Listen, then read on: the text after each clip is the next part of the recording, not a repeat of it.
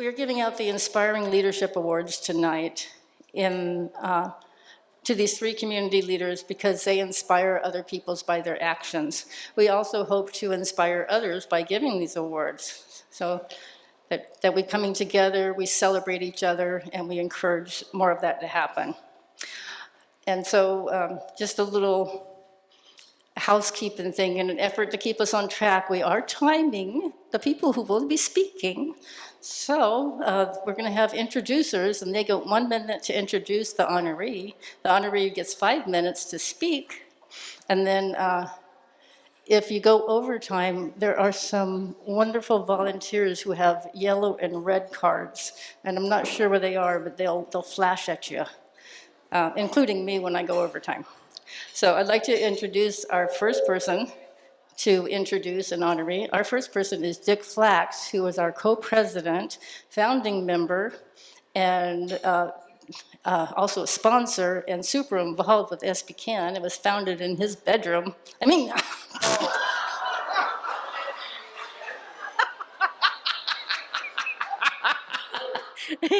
sorry, that must have been a Freudian slip. His living room, he is not what you would call him. I'm sorry. He's a really upstanding guy. I didn't know you cared that much, but anyway. Hey, greetings, everybody, and I'm going to introduce our first awardee, but I just wanted to say something about these awards. You know, in an earlier era, we were used to honoring people who were had years of service and were quite aged. You all remember Selma Rubin. I think we had different organizations had something like 20 events in her name. She was very generous with her birthdays. And, but we began to think, I did, and I suggested, that we ought to be honoring emerging leadership, rising leadership, people who need to be known now and need to be acknowledged, recognized, supported, embraced, and criticized when they need to be criticized. And so that's really, I think, what holds the sort of thread among the three people we've honored today. And some of the sources of their support have come from nominations from the community as well. Gabe Escobedo. I really wanted to introduce Gabe because I'm extremely honored in my own life to be a friend of his. Gabe, you may know, emerged in the community, I think, first as a member of the City Planning Commission, where he first began to show certain qualities that are quite remarkable. They are, on the one hand, a deep knowledge, which isn't his professional knowledge, it's his own study and exploration of questions of planning, issues having to do in particular with housing, which is one of SBCAN's major issue concerns. And he's a problem solver. He thinks deeply about how, as a member of a group, as a leader in a group, how the group can actually work to solve problems. He went from, you may remember that he was appointed head by the city of a commission to investigate police practices. They made a remarkable report, much of which was never implemented, and that's an issue that Gabe had to wrestle with. But what he tried to do and did with that made a mark on the community in a very effective way. And then he was encouraged by a lot of people. You ought to run for office. He ended up running for the school board. He's now a member of the Santa Barbara Unified School District Board, where one of his first achievements was to get the board and the school system to agree to devote vacant land for housing projects that would serve, first of all, their own employees. This is a path-breaking step, and Gabe is, I think, the prime mover of that. So I'm very honored to introduce Gabe Escobedo to you as a rising, inspiring leader to me, and I think to the community as a whole. Where is he?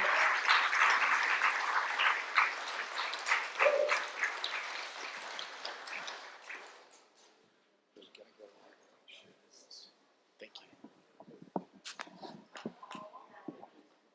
Mazel tov.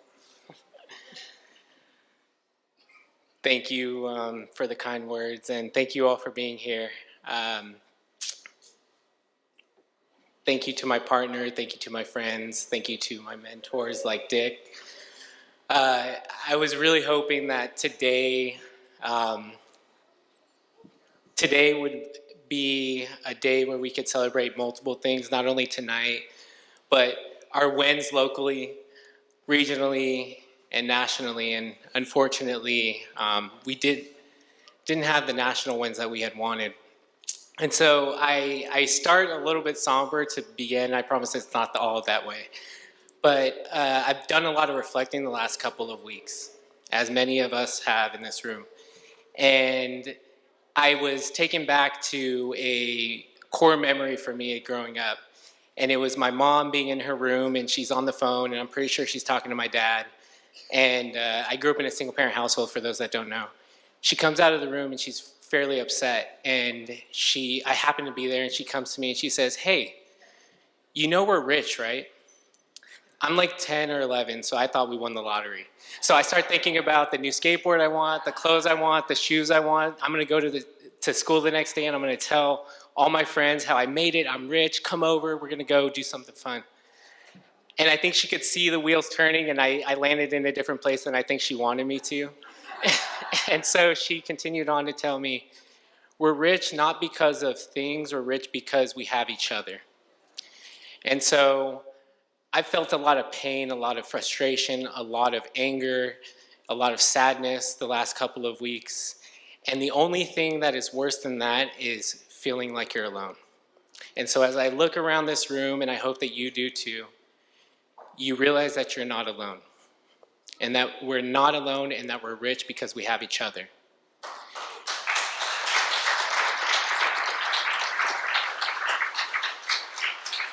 And I'm buoyed and I am hopeful because I look back at the last 4 years, and there are so many victories that we've had. We have moved the goalposts. We have changed the politics of what is possible here locally.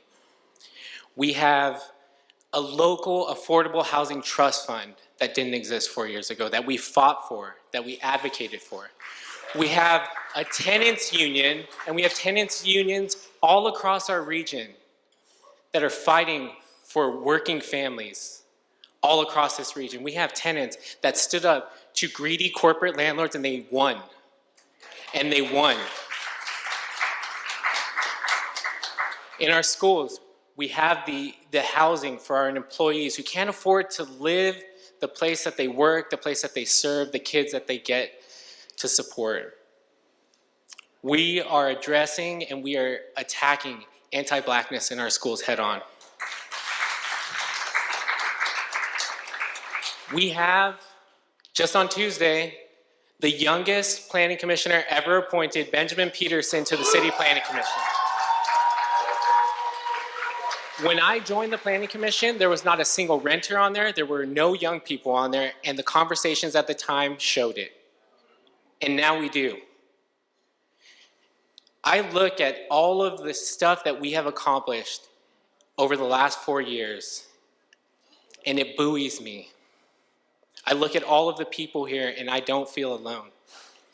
And I know it's hard to think that from time to time, but we have changed the politics of what is possible.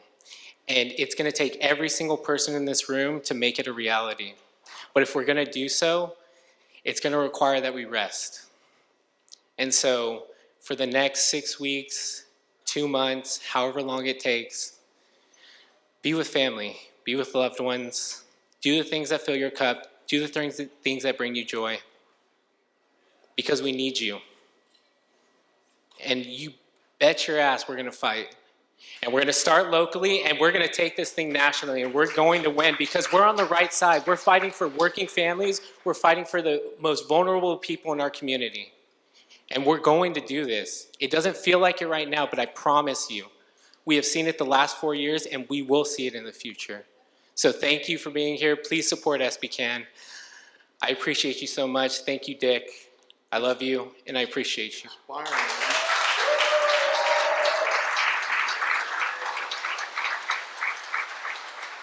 Okay. Oh, thank you, Dick, and thank you, Gabe. It was wonderful to hear from both of you. Really appreciate that. I'd like to invite Isaac Garrett up now, please, to introduce our next honoree, which is, well, I'll let him tell you all about her. Thank you, Isaac.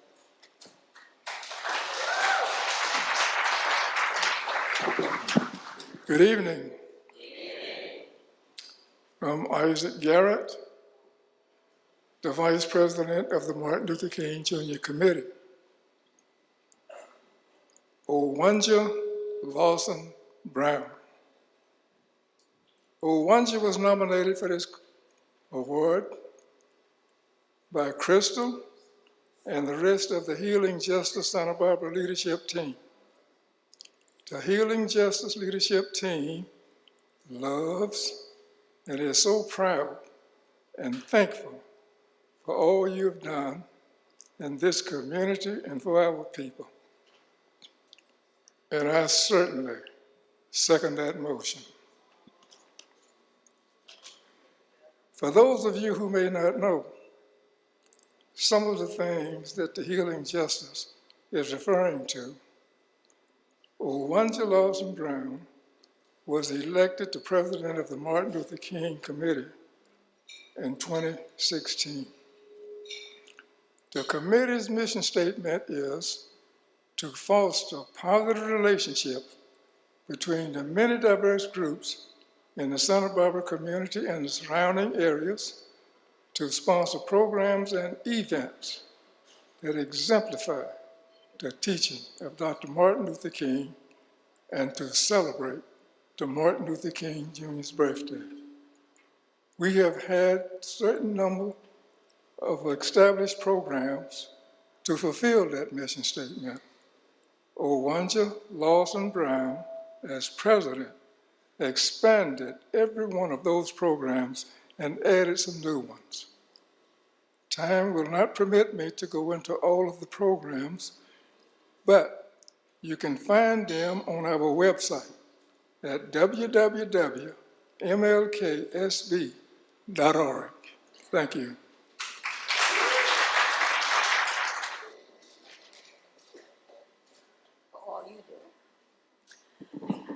Hello.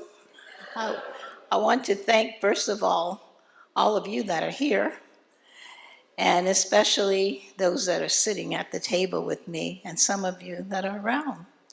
I really appreciate all of your support throughout the years, and all you've been in terms of supporting me personally with Martin Luther King and the things we try to do. You know, let me back up. About 20 years ago, Martin Luther King Committee was initiated, I think with Laura Capps, in 2006. So that was when she called together about 45 community leaders, faith leaders, and people in the community. And I was one of those. And we've been at it since the very beginning. We started out with a 1 day of celebrating Martin Luther King holiday. And by 2016, we expanded it. And since then, it's become a week of events. And so we start out with the morning program on Martin Luther King Day. But prior to that, on Thursday, we do an event right here on this campus. There is an eternal flame for Dr. King, Robert Kennedy, and John Kennedy. And the flame, if you've been on campus, you know it was out for a while until we resurrected it. And my goal in 2016 was to make sure that that flame stays lit 24/7. and it is. And if you walk by Buchanan Hall, you'll see the flame. So that was one of our goals. And then we of course, expanded the weekend of events, so that starts on Thursday. And then on Friday, we do an event with the Jewish community, where we have our essay and poetry award winners speak, thanks to our fabulous team that supports Martin Luther King. Not just, and you know, my work is not just my work, it's the work of a community effort, and for the board that work with me every day. And we have an advisory board in which individuals work on specific tasks. So it's not just me, and I was kind of reluctant to do this because it's not about me, it's about the organization and what we're all working toward. And I started writing something last night, and I want to read to you what I wrote. And this is what it says. At the age of 8, I knew that I wanted to become a physician and began studying the human body in the library after school. By the way, I was raised in Harlem. You know where Harlem is, right? New York City. I knew that education was my way forward. My mother had only elementary education, but I knew that I wanted to go further. I knew that education was my way and the path I believed would lead to my dream of becoming a physician. I poured everything into my studies, earning an associate degree first, then a bachelor's degree in biology and chemistry. Later, I pursued a master's in education and a second in counseling. And eventually, I completed the PhD program. At the age of 8, I knew that, I'm backing up, but just as I prepared to take the step into the acceptance into medical school, a lawsuit based on reverse discrimination disrupted everything. The reverse discrimination case was against the state of California and challenged the affirmative action practices in 1978.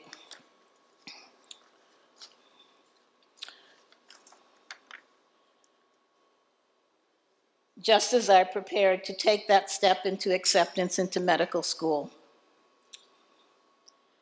resulting in the legal fallout,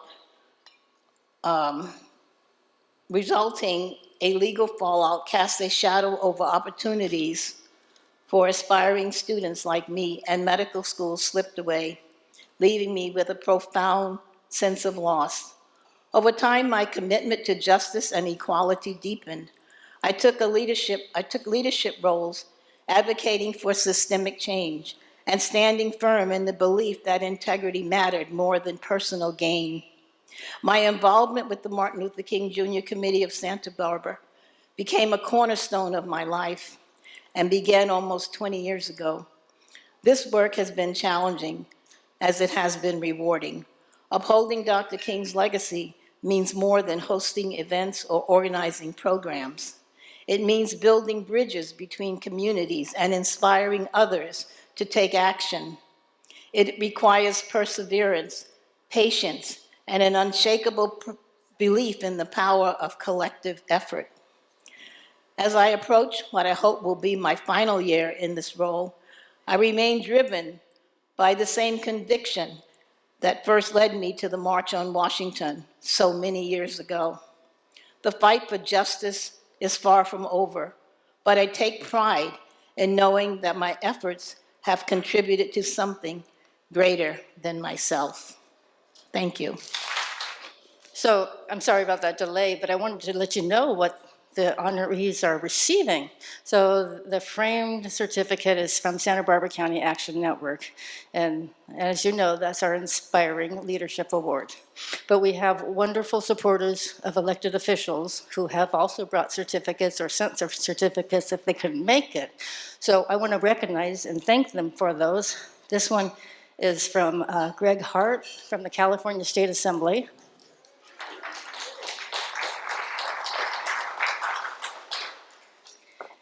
And we have from Supervisor Laura Capps.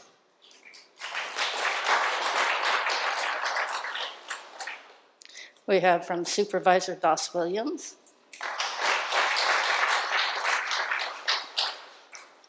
And we have from Congressman Salud Carbajal. So we thank all the officials for putting these together. They're really fantastic. They look wonderful, and that's what we're doing. Sorry we're taking this little time on the side, but we love photos. Okay, so now we'll get to the next presenter, who is Benjamin Peterson, and he is going to, I'm sorry. I should wrote all of my notes. And Jordy Scully, who will introduce Senator Monique Limón. Please come on up here. Hey, Benjamin, you know when you're online and you were like looking for a job a couple years ago and there was no information on how much it pays and you were like, what's going on here? Yes, Senator Limón authored the bill which empowers workers, specifically women and people of color. That now lists the salary so you can know what you're getting paid now. Yes. Yep. You know, Jordy, remember how there are people who get sick and they rack up medical debt and then that impacts their credit report and so they can't get housing or an auto loan? Well, guess what? Thanks to Senator Limón, medical debt is no longer going to be on your credit report in California next year.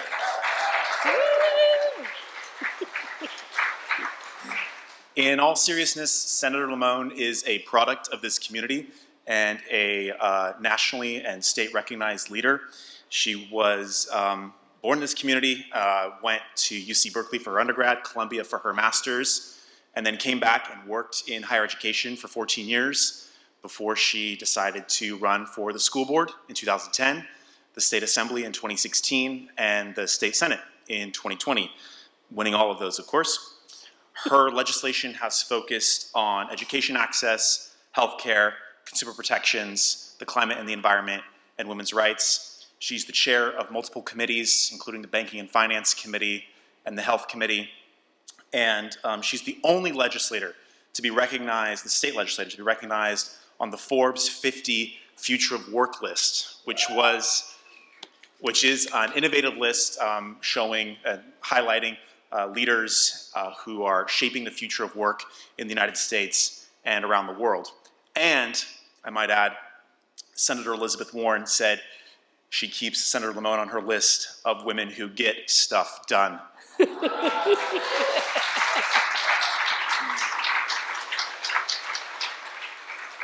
Aside from, my voice is so loud. Aside from her accomplishments, Senator Limón is really committed to her people, her family, one of her husband, who is here today, Mike, and her daughter. Her community are her people, and her staff. So Benjamin and I are very grateful to be both on Senator Limón's staff. She leads with kindness, compassion, and curiosity. And I think that is what is the key to making a particularly inspiring leader. So now I'd like everyone to give a round of applause to congratulate and welcome up Senator Monique Limón. So that intro was such a treat for me because, yes, while they are part of the Team Limón family, I also call them Commissioner Scully because she is a commissioner for the Women's Commission for the county. And now we have Commissioner Peterson. So thank you, commissioners, for that lovely introduction. And let me also thank Nancy for incredible work in putting this event together. It is hard, it is difficult. So thank you for I used to do, right, the planning and organizing of events, so I know how hard it is. And of course, to Dick and Mickey, may she rest in peace, for putting this together. I have been one of the many privileged individuals that have sat in your living room talking about community issues, particularly on our time together with the Cause Action Fund Board and Cause Board. So thank you for all you continue to do. Thank you. Mm-hmm.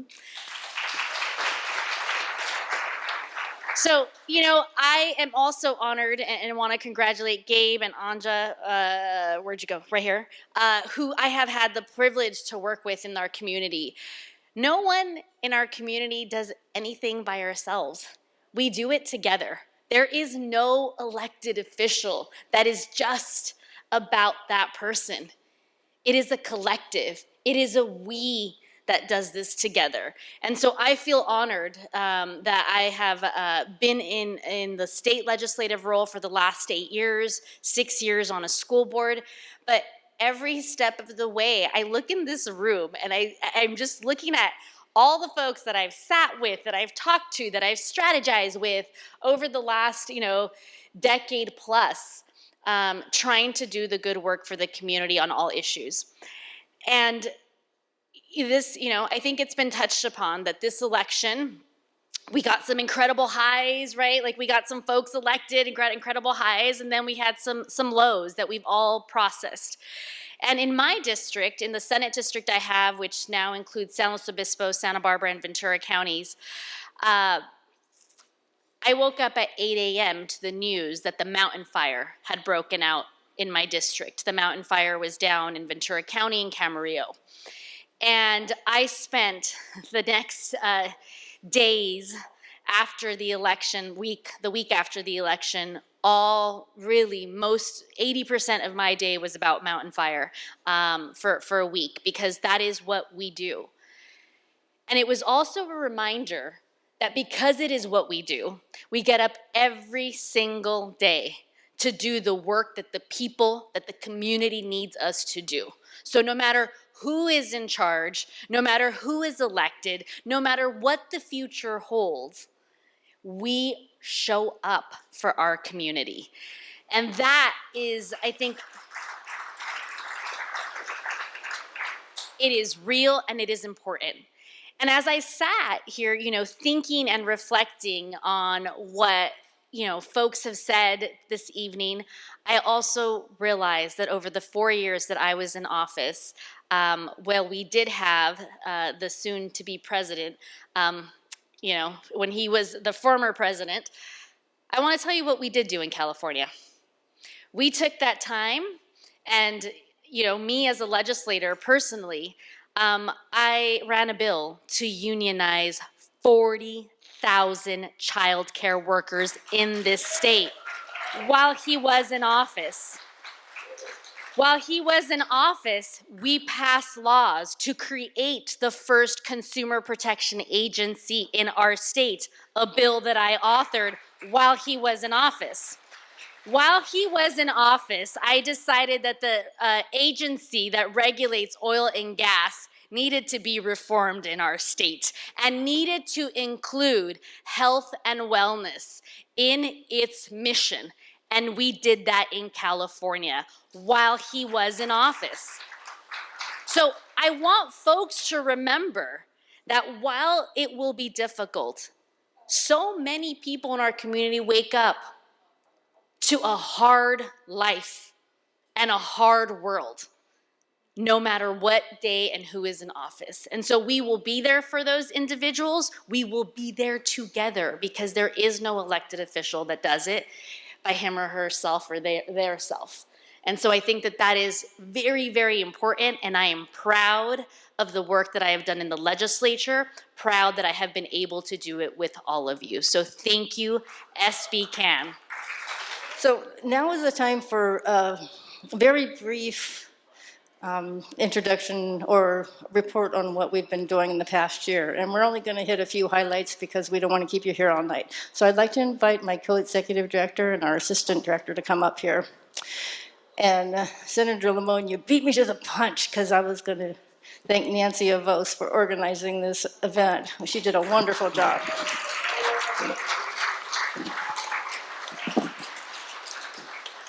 So we started a new project a year ago, about a year and a half ago or so.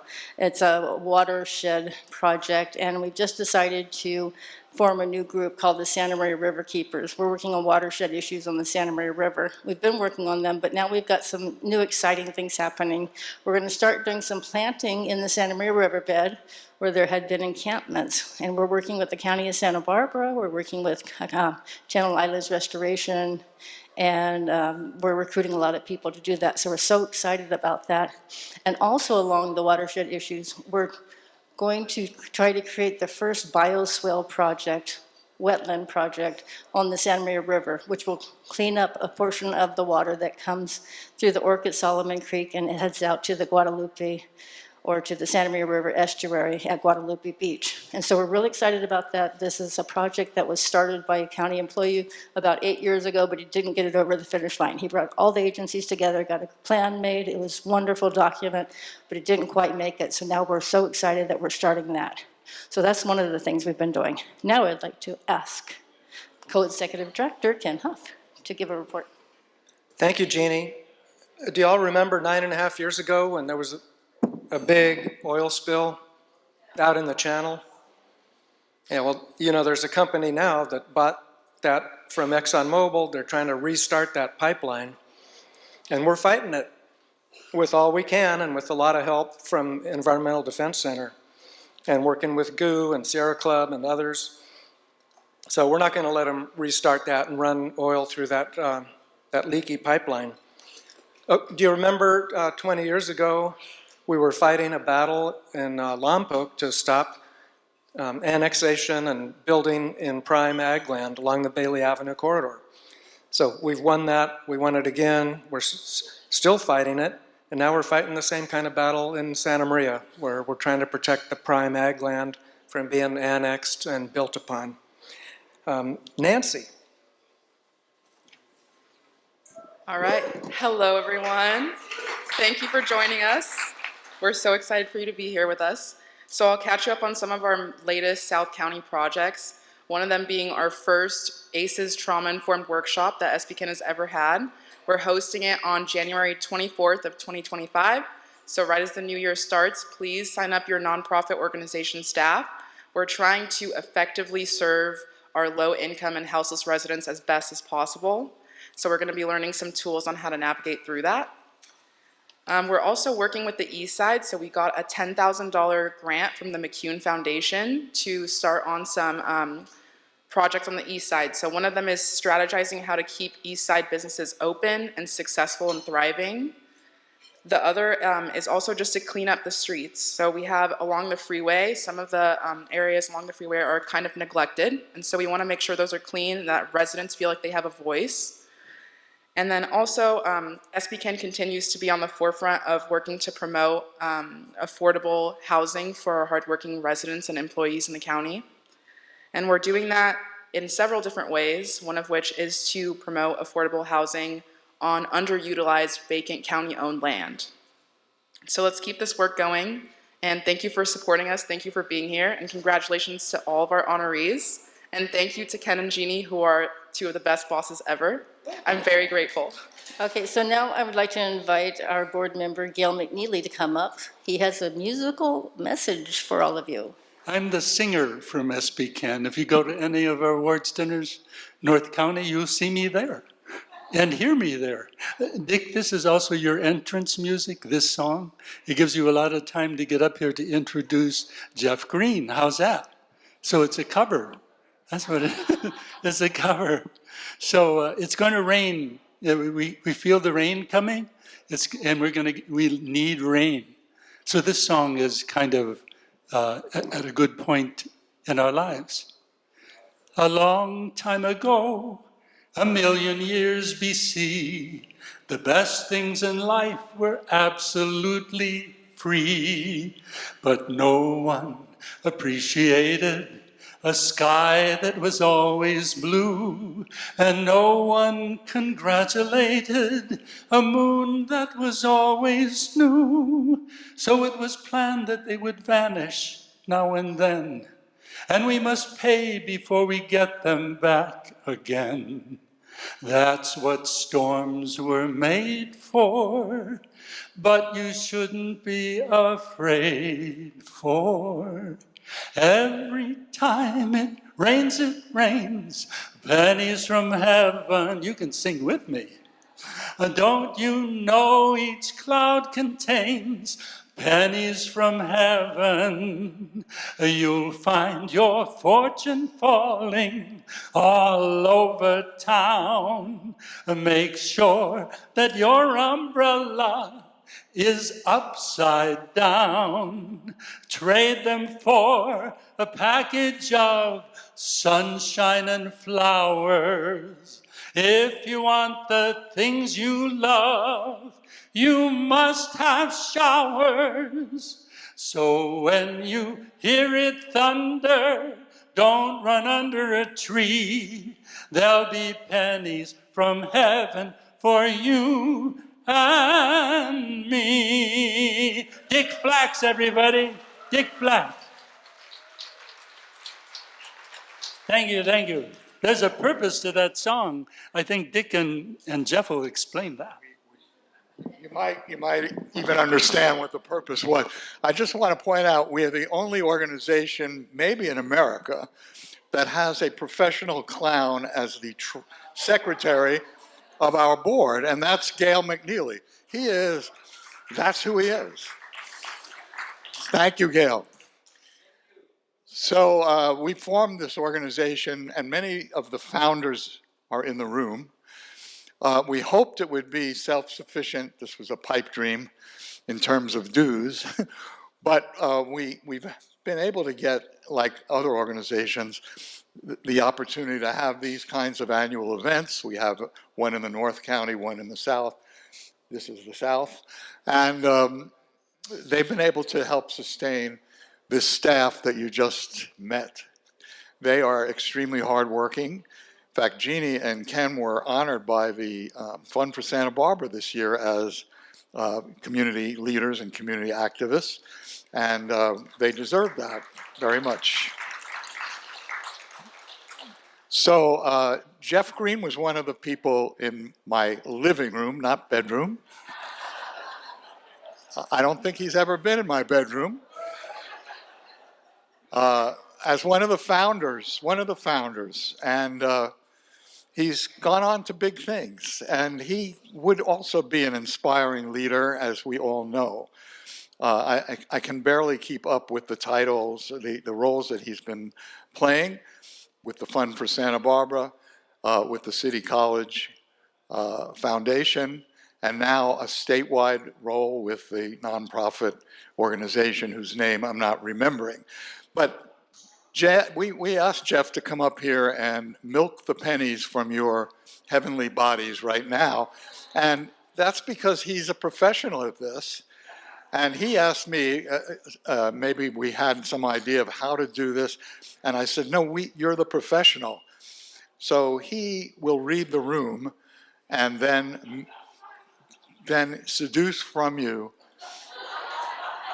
the support we need. And we thought this event might be a celebration of electoral victory nationally, or we thought, we didn't want to say it too often, it could be more like a wake. It isn't. It's more like what the various speakers have said, a time for us to realize that we do have a community. It's a wonderfully sustaining community, and what that means is, I'm leaving deliberately unsaid. There are many features of that community and many features of who the we are. But let's keep together and let's support the people who work full-time to make progressive possibilities happen in our community. That's